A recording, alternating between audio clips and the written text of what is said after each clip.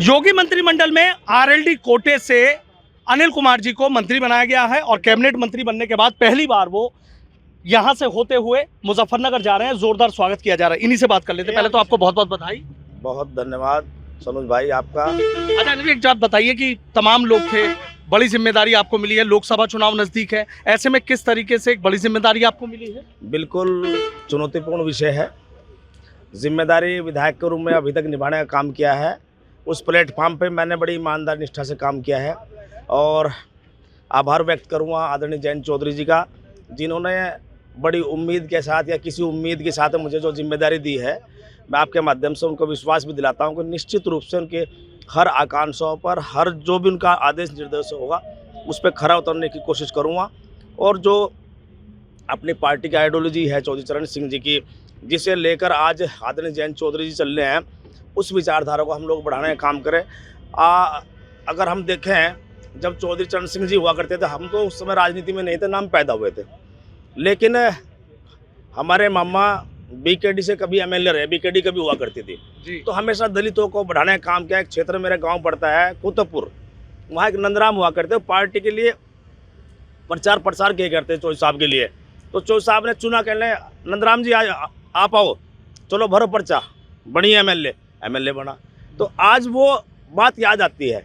तो आज ये महसूस कर रहे हैं सभी पार्टी कार्यकर्ता, नेता, तमाम और विपक्षी दल भी, कि जो आदरणीय जयंत चौधरी जी ने जो निर्णय किए हैं, वो चौधरी चरण सिंह जी की जो विचारधारा थी उसकी उस पर कहीं ना कहीं छाप छोड़ते हैं। और मैं तो यही कहूँगा, तमाम यूपी गेट से लेकर यहाँ तक ये सब हमारे अपने समाज के लोग बड़े खुश हैं। काफ़ी दिन से सूखा झेल रहे हैं अभी 2012 से इन्हें कोई प्रतिनिधि नहीं मिल रहा, कोई सुनने वाला नहीं है इनका। आदरणीय जयंत चौधरी जी ने निर्णय लेके इनकी आकांक्षाओं को, इच्छाओं को जगाने का काम किया है। मैं तो अपने समाज को भी आपके माध्यम से कहना चाहता हूं, भाई ये बहुत बड़ा निर्णय चौधरी साहब ने किया है। और जहां तक मेरी निजी जानकारी है, 75 साल में जब से देश आज़ाद हुआ है, पश्चिम उत्तर प्रदेश में तो कोई दलित समाज का व्यक्ति कैबिनेट नहीं बना है। और तो और मैं बसपा में भी रहा, 10 साल एमएलए रहा हूँ, बीएसपी में भी दलित समाज के व्यक्ति को ये मौका नहीं मिला।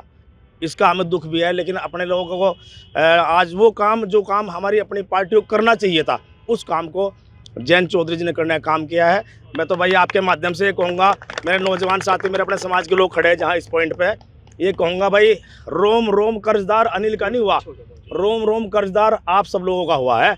इससे 24 का चुनाव है, आपके भाई की साख का भी सवाल है और इज्जत का भी सवाल है। इस कर्ज को वोट के रूप में उतारने का काम करना। जो हमारे मुद्दे हैं, हमारे समाज के बहुत सारे मुद्दे हैं हमारे समाज। अभी आपने एक बात कही, जैसे मुद्दों की बात कही कि भाई सूखा खत्म हो गया, वही बात है कि भाई चुनाव है, आपके समाज की वोट भी निर्णायक भूमिका में होती है, जिधर चली जाती है उधर जीत और हार तय कर देती हैं। तो आपको लग रहा है कि भाई आपको कैबिनेट मंत्री बनाकर, जिस तरीके से कहा कि पश्चिम उत्तर प्रदेश में सिर्फ आपको लंबे अरसे बाद अगर कहा जाए तो आपको कैबिनेट मंत्री बनाया, तो लग रहा है कि आपके समाज की वोट इधर मिलेगी? 100% हमारे समाज की वोट मिलेगी। ये इनाम है हमारे अपने समाज के लोगों का। ये इनाम है खतौली विधानसभा का जो उपचुनाव हुआ था, उसमें दलित समाज ने एक तरफा वोट करने का काम किया था आदरणीय जयंत चौधरी जी को। आदरणीय जयंत चौधरी जी ने उसका भी नाम दिया है। तो कहीं ना कहीं तो जुड़ना पड़ा है। मान्यवर काशीराम साहब ने कहा था कि जब हम पूर्ण बहुमत की सत्ता में आ जाएंगे और उसके बाद जब दोबारा हम कहीं चुनाव में जाएंगे तो बहुत विरोधी यहाँ पे खड़े हो जाएंगे, बहुत सारी साजिशें आपके खिलाफ होंगी। आज वो हो रहा है। तो आज आप देख सकते हो, मान्यवर काशीराम की बात साबित हो रही है। आज बहुजन समाज पार्टी में जो मान्यवर काशीराम जी की जो नीतियां और रीतियां थी, वो आज निहित नहीं रह गई हैं। जब तक मान्यवर काशीराम जी की नीतियां और रीतियां और उनका विचार बहुजन समाज पार्टी में था, तब तक बहुजन समाज पार्टी का ग्राफ सन 1984 से लेकर 2007 तक आसमान तक गया और आज ज़मीन पे आ गया है। इसका दुख पूरे समाज को है। तो एक उम्मीद जगाई है आदरणीय जयंत चौधरी साहब ने। मैं तो अपने लोगों को ये कहूँगा, भाई मेरे लायक कोई भी बात हो, पार्टी कार्यकर्ताओं को, तमाम सभी लोगों को। अच्छा, मायावती ने फैसला किया है कि अकेले चुनाव लड़ेंगे। तमाम अफवाहें कि भाई इस गठबंधन में अब कहीं नहीं जाऊंगी, अकेले चुनाव लड़ूंगी। आपको नहीं लगता कि आपके सामने चुनौतियां खड़ी होंगी? मेरे सामने चुनौती, मैं कर्मयोगी आदमी हूँ, मैं किसी राजनीतिक पृष्ठभूमि, मतलब आपसे मतलब है पार्टी के सामने में 2 सीटों पे सामने नहीं चुनौती, वहाँ के ऐसे बहुजन समाज पार्टी के सामने चुनौती नहीं है, चुनौती समाज के सामने है। इस समाज के सामने चुनौती है। इस समाज ने जो है बहुजन समाज पार्टी को अर्श से फर्श से अर्श पर पहुँचाने का काम किया, समाज की देन है। तो आज वो समाज हाशिए पर है। अगर उसको कहीं जीवन दान देने का काम आज किया है तो आदरणीय जयंत चौधरी जी ने किया है। मैं तो भाई आपके माध्यम से आह्वान ही कर सकता हूँ कि उनका कर्ज उतारने का काम करें। जो हमारे कुछ पर्सनल मान लो सामाजिक मुद्दे हैं, उन मुद्दों को मैं विश्वास दिलाता हूँ आपके माध्यम से। सरकार में आगे हैं, हम उन मुद्दों को सरकार के बाहर रह के भी उठा रहे थे। हमारे अपने किसानों के मुद्दे हों, नौजवानों को हों, दलितों को हों, पिछड़ों को हों, वंचितों को हों, उन्हीं मुद्दों को हम सब लोग जो है अब सरकार के प्लेटफॉर्म पर उठाने का काम करेंगे।